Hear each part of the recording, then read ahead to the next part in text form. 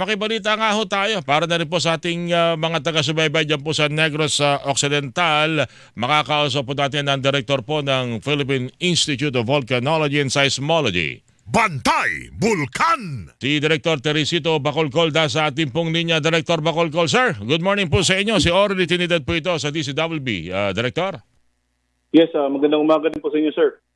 Kumusta ho? Unahin ko na ho muna siguro ang Kanlaon dahil kahapon narinig ko, binabanggit ninyo may pagtaas ng yung nasusukat na tonelada ng asupre, pati yung mga pagginig na itala po ninyo, pati yung binubugang sulfur dioxide. Ano ho ang pinakahuling update po dito habang nagkakausap tayo, Director Bacolcol, sir? Okay, so between 12 a.m. yesterday, June 8 to 12 a.m. kanina, nakapagtala po tayo ng 17 volcanic earthquakes.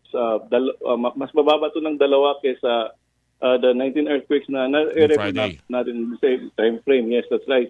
Pero kahapon, nakapagtala tayo ng pinakamataas na sulfur dioxide since it erupted. Umabot po sa 4,397 tons per day ang sulfur dioxide na itala natin kahapon. Alright, itong 17 volcanic earthquake, nangangahulugan dito na mukhang hindi pa rin natin pwedeng ibaba ang alert level. Tama ho ba yun, Director? Yes po, tama po kayo.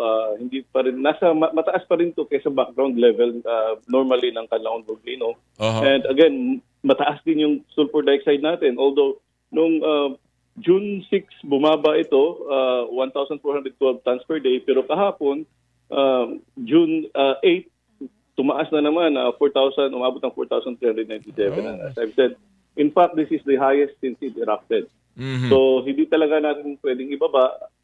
We still really have to monitor closely Canlaon Volcano. Ano ho ang direksyon ng pagbabantay nito base sa mga inyong mga tauhan dyan sa observatory sa Canlaon Volcano?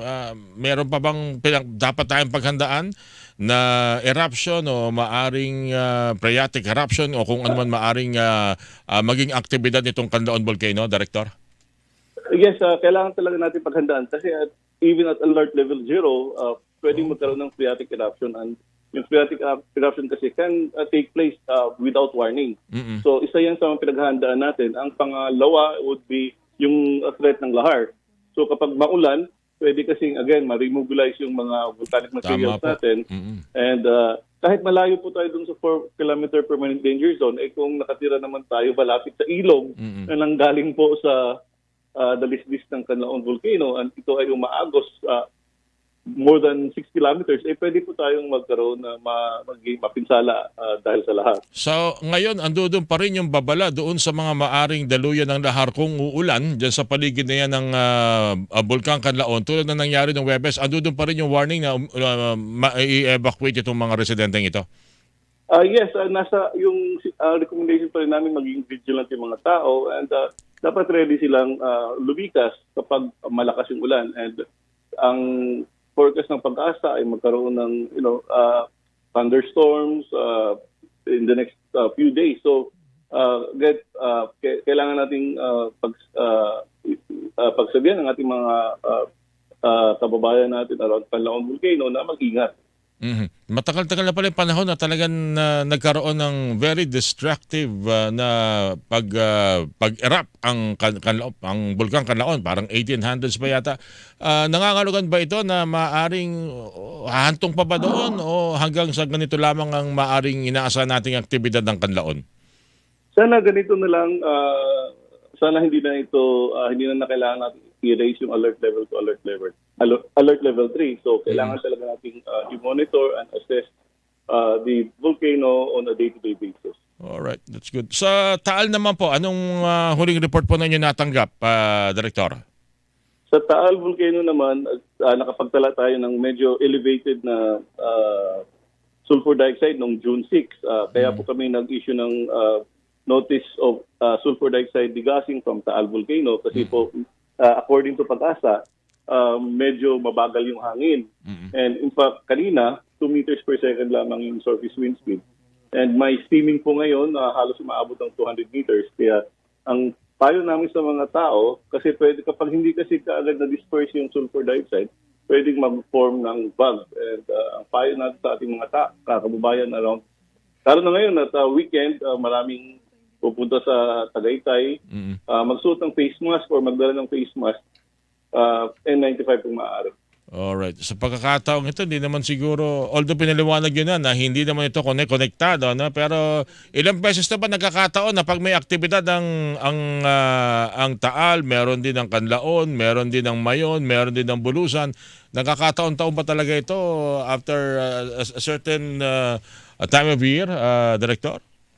Oh, yeah, coincidence lang to, and in fact, 4 na bulkan ngayon ang may alert level.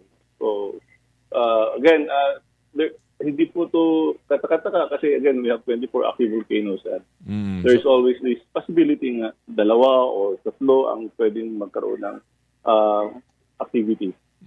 Meron bang, ito panghuli na lang yung Director, meron bang unusual scenario na nakikita tayo na, although alam natin sa isang araw marami na itatalang pagyanig o paggalaw sa lalim ng lupa ang PHIVOLCS. Daan-daang araw yan o libo-libo minsan, kaya lang iba'y mahihina. Dito bang nakalipas na araw, napaka-active ba nito at marami-rami ba ito na dapat tayong makita o matingnan o masabi na unusual itong nakukuha o nakikita ng na-detect ng PHIVOLCS, Director?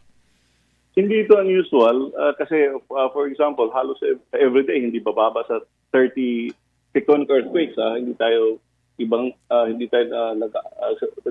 we're not talking about volcanic earthquakes, tectonic earthquakes. So halos everyday nakapagtala tayo ng 30 volcanic earthquakes, and this is not unusual kasi nasa Pacific Ring of Fire po tayo, and from time to time we will be jolted by big earthquakes and volcanic eruptions and sometimes even tsunamis. Director, maraming salamat po muli sa inyo, sir, at sa ulitin po makikibalita ulit kami. Ingat kayo palagi, Director. Thank you po. Hilingan, walang pinopro